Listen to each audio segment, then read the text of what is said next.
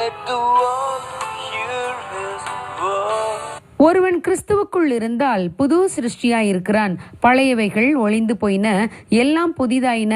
2 கொரிந்தியர் 5:17.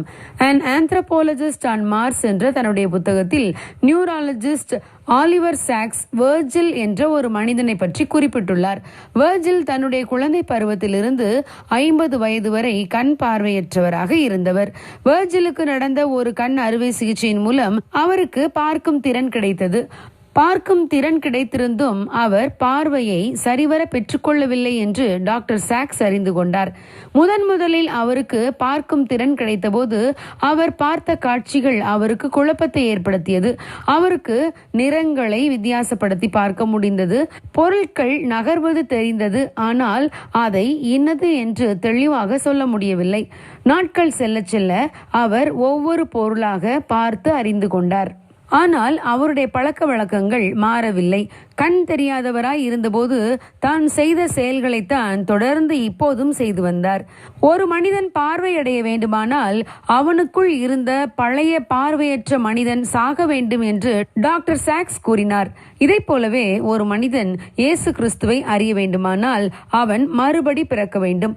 மறுபடி பிறந்த அனுபவம் இல்லையானால் புதிய அனுபவத்தை அவனால் பெற முடியாது. ஆகவேதான் அநேகர் இயேசு கிறிஸ்துவை அறிந்து கொண்டோம் என்று சொன்னாலும் அவர்களில் பழைய பாவ வாழ்க்கையே தொடர்கிறது. பழைய வாழ்க்கைக்கும் இயேசுவை ஏற்றுக்கொண்ட பின் கிடைக்கும் புதிய வாழ்க்கைக்கும் எந்தவித வித்தியாசமும் இல்லாமல் போய்விடும்.